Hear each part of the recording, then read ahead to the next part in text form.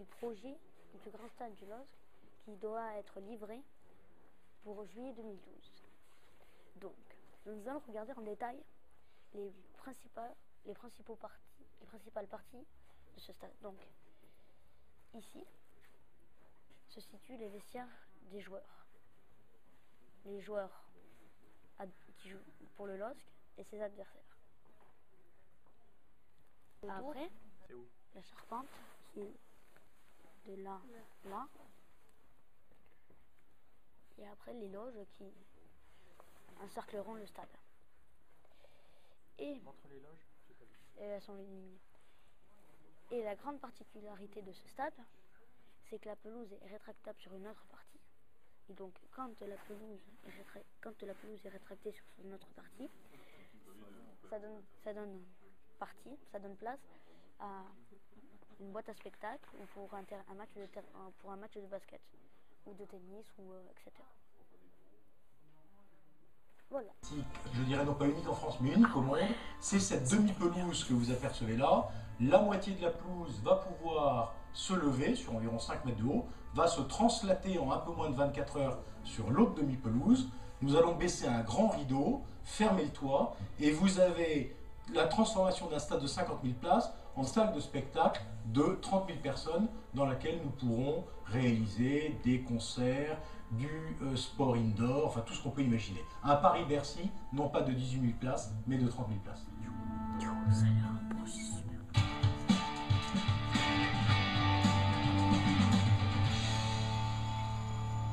Il a fallu préciser les plans, faire toutes les études par rapport à l'environnement, quasiment un an de délai d'instruction, de présentation des différents dossiers, des études préalables, de façon à pouvoir attaquer dans les meilleures conditions et en limitant partout les impacts sur l'environnement, sur les voisins, en matière de bruit, de poussière.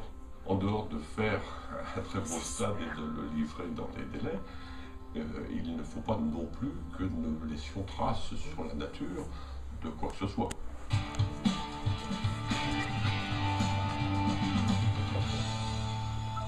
Ce terrain comportait une butte avec des traces de pollution. Donc la partie qui nous concerne a été enlevée, ça représente 350 000 m3 de terre qui ont été analysés et puis triés. Pour vous montrer le souci que nous avons eu de faire ça dans le respect de la réglementation et même bien au-delà, il faut savoir que cette butte a généré 220 000 analyses chimiques. À chaque fois que nous avions un petit lot, nous l'analysions avant d'être trié et évacué dans les lieux opportuns.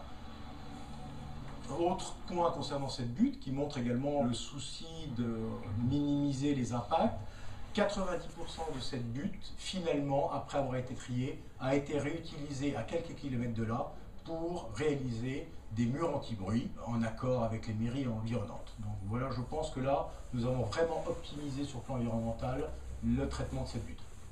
Voilà, ça c'était le premier point, donc assainir ce terrain.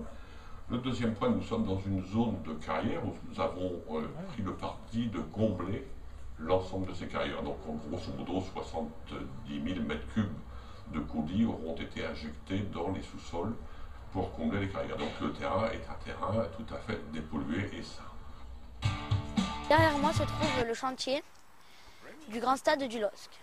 Donc voilà. Donc sa grande particularité, c'est que il a une pelouse rétractable, donc qui peut laisser place à des concerts, un terrain et basket, et du tennis, de la natation, enfin tout. Après, on peut aussi recouvrir le toit, parce que le toit est amovible. Donc ce qui permet que, comme il fait souvent froid et qu'il pleut souvent, et que la pelouse soit sèche. Et donc normalement il doit être livré en 2012, pour l'été 2012. Donc c'est un grand atout pour la candidature de la France pour l'Euro 2012. Et Lille aimerait bien accueillir un match de Coupe Davis de la France. D'initier la période de 31 ans d'exploitation pendant laquelle nous aurons la charge de faire vivre cet équipement avec une première étape qui est l'Euro 2016. Ce stade est un fleuron de la candidature française et est destiné à accueillir un certain nombre de matchs et je l'espère une demi-finale.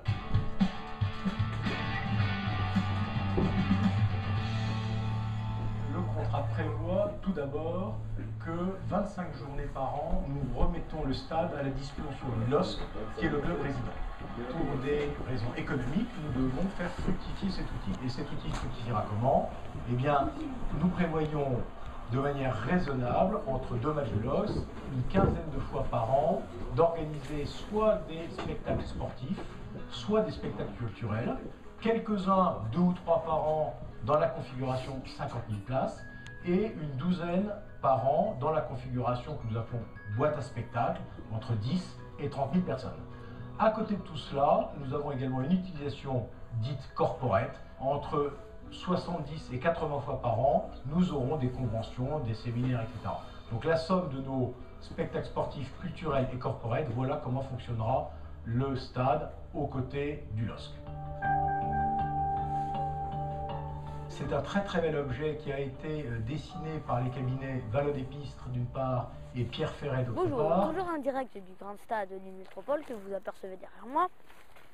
Nous avons élaboré et travaillé avec mon tonton pour trouver la phrase choc de ces futures années.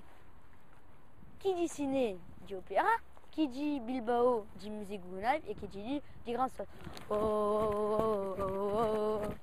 Ah. Nous voici donc réunis sur le site du futur grand stade, un stade qui ne porte pas de nom à ce jour, mais qui lui sera donné prochainement. Un stade qui accueillera 25 jours par an, 25 soirs par an les matchs du LOSC, peut-être plus, on peut l'espérer, puisque 25 matchs, ça représente 18 matchs de championnat, plus quelques matchs de coupe de la Ligue et Coupe de France, ça laisse pas de place à la Coupe d'Europe, donc on peut espérer qu'il y ait de l'ordre de 30 matchs par an. Largement de quoi s'amuser et de passer de bonnes soirées. Ouais, c'est spectaculaire. En fait, les poutres métalliques sont livrées par voie fluviale. Elles sont arrivées au port de Lille et ils les ont acheminées jusqu'ici par camion. Ils ont fermé les routes et interrompu le trafic de nuit.